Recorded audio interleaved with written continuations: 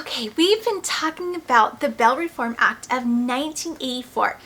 We have learned that the federal legislature really favors releasing defendants that are suspected of committing federal crimes. Release as opposed to detain. A magistrate has two general options, and that is to release a defendant or to detain them before trial. We are learning about pre-trial procedures that are meant to replace the sort of outdated, possibly unfair procedure of bail, right? Instead of just holding someone until they can pay a fine or using a fine as incentive to bring the defendant back to court, we're really leaning more towards now just give them a condition or make them promise and release them, or if that doesn't seem reasonable or fair, we're going to detain them. So we are at the point where we're going to talk about detaining the defendant. What to do if the magistrate feels they need to detain the defendant before trial. So they don't get brought in and then just get sent home, right? They have to stay until they actually go to trial, or until they plea or take a plea bargain, until some point later in the process, but they don't get immediately released. Okay, so what happens? Generally, there's going to be what's called a detention hearing. During this process, the magistrate or the judicial officer, remember the exact language of the act, it uses and then defines judicial officer. Again, for our purposes, we're mainly in these first two sections are going to be referring to the magistrate. So I'm using that term, though just know it could be any judicial officer. So the magistrate needs to examine the circumstances and the evidence surrounding this defendant. So if they know they can't just make them promise or give them a conditional release and release them, they need to hold them.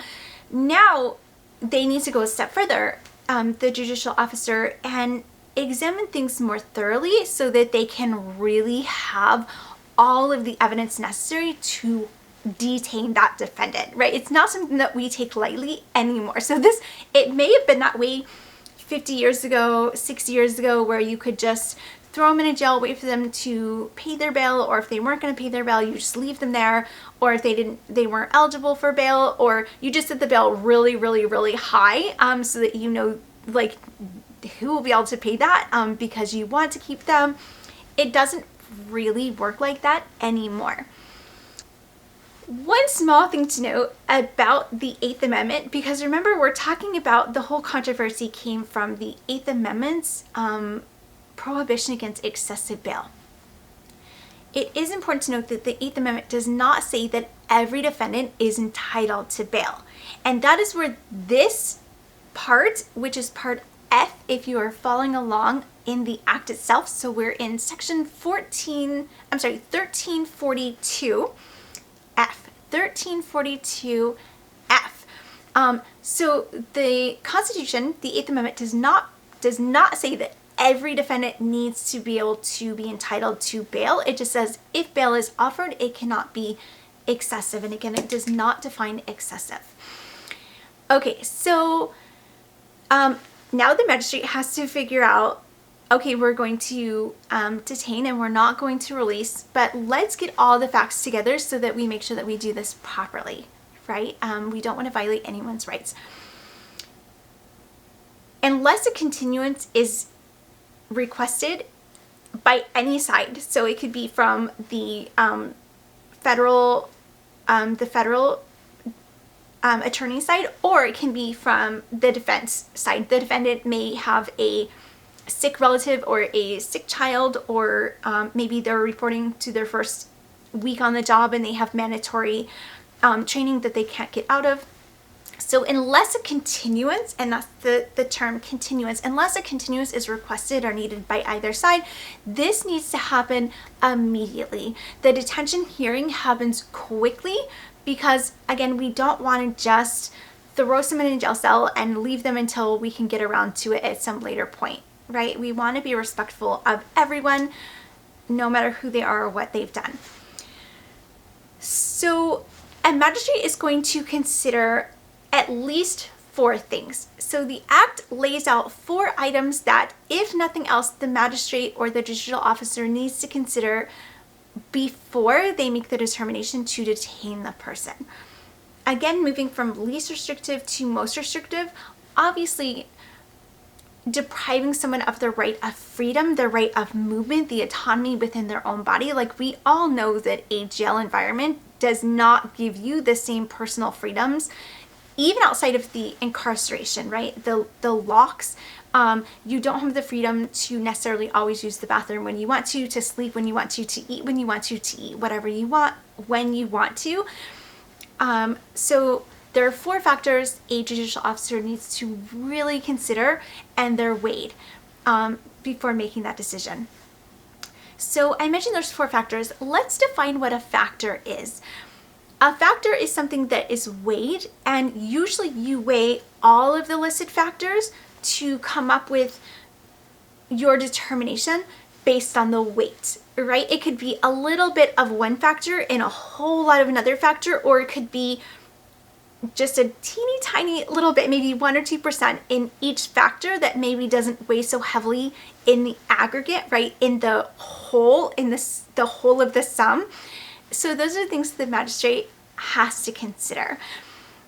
You weigh them all, and you just kind of gauge which side is heavier, right? And the heavier side is what the magistrate would do. So what are those 4 things?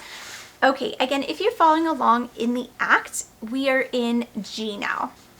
We've made it to G. Before we just did the detention hearing was F, now we're on G. All right, so the factors. The first one is the nature and the circumstance of the crime. Remember again that we're talking federal crimes. Federal crimes. Federal crimes aren't generally petty or things that don't matter, or they're not generally crimes that are on the book for no real purpose. Generally, federal crimes tend to be pretty severe. So we're talking federal crimes. So we want to look at the nature and the circumstance of the crime, right? How serious was it? Then we're going to look at the weight of the evidence against the defendant. And by we, I of course mean the judicial officer, right? Or the magistrate, or whoever it is that is weighing this evidence. The weight of the evidence against the defendant is really important, because if you're going to detain the defendant, but there is very little evidence to actually get a guilty verdict, you might be holding them for no reason, right? If they're just going to get let go. So the weight of the evidence is definitely something to consider, right? How much evidence do you actually have? And it's going to be evidence, ideally, the strongest evidence is evidence that would be admissible in court should the case actually go to trial. But in your preliminary hearings, you do get to present evidence. And by you, I mean the attorney that is prosecuting the crime. There is the option to present evidence that you wouldn't get to present in an actual criminal trial. So the weight of the evidence is the second factor that is going to be weighed. The third factor is the history and characteristics of the defendant. Is this a first offense? Is this the 20th offense? Was the offense made to a minor, right? Are we talking like abuse to a minor or assault to a minor, any of those kind of things? The characteristics of the defendant. Have they been like a straight and narrow upstanding citizen until this one moment? Or what are the characteristics of the defendant that would again go towards the crime, right? Or towards the decision to release or to detain.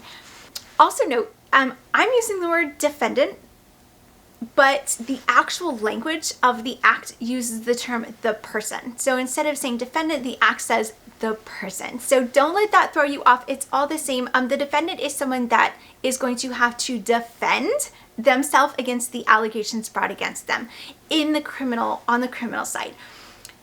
Someone that is defending a civil lawsuit is also called a defendant. So you have defendant. Anyone who has to defend a lawsuit is called the defendant. Once a person has allegedly committed a crime and has been suspected of the crime by any sorts of law enforcement or official, that officially starts the legal process. The first time that person is brought before the magistrate or the judicial officer for an initial appearance, for example, that is the official start of the case. So if the person makes just an official appearance or an initial appearance and nothing else, they're officially a defendant. So once they do that, but just note the language does mention it being the person and not the defendant.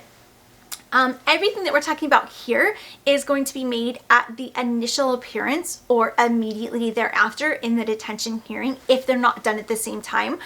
And because the person was brought before the court at least once, they are the defendant. They're the defendant, right? They're going to be defending themselves against a suit, okay, a criminal, so criminal allegations. Okay, the very last one in G is going to be the seriousness of danger to the community if the person is released. If it's danger to the community that is possible, how serious is the danger?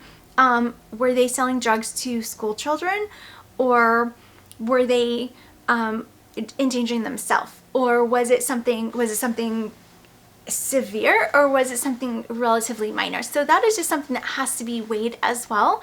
It's just to consider the seriousness, right? And that kind of goes back to the first two items where under the release, under the three options for release, is before you release someone, the judicial officer has to ensure that the judicial officer is confident that the person will return and that the person will not harm at least one other person or the community, right? So those two things, and if those two things cannot be met, the person is not going to be released. So at this part, when we're considering detaining the person, we need to consider the seriousness of the danger to the community.